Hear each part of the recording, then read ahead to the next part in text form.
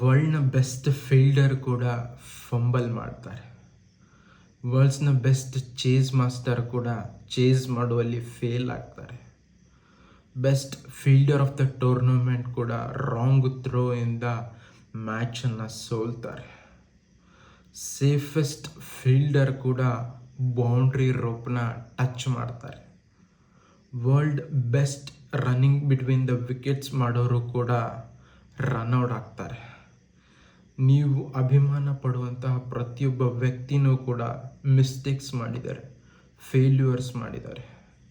ಆದರೆ ಜಗತ್ತು ಅವರ ಸಕ್ಸಸ್ನ ಮಾತ್ರ ನೆನಪಿನಲ್ಲಿಟ್ಕೊಳ್ಳುತ್ತೆ.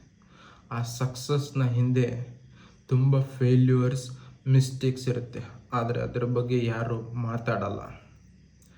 ನೀವು ಆ್ಯಕ್ಷನ್ಸ್ ತಗೊಂಡ್ರೆ ಮಿಸ್ಟೇಕ್ಸ್ ಆಗುತ್ತೆ. ಆ್ಯಕ್ಷನ್ ತಗೊಂಡಿಲ್ಲ ಅಂದರೆ ಲೈಫ್ ಚೇಂಜ್ ಆಗಲ್ಲ.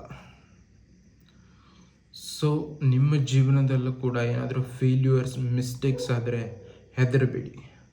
ಅದು ಕೂಡ ಒಂದು ದೊಡ್ಡ ಸಕ್ಸಸ್ಗೆ ದಾರಿಯಾಗಿರ್ಬೋದು. Thank you.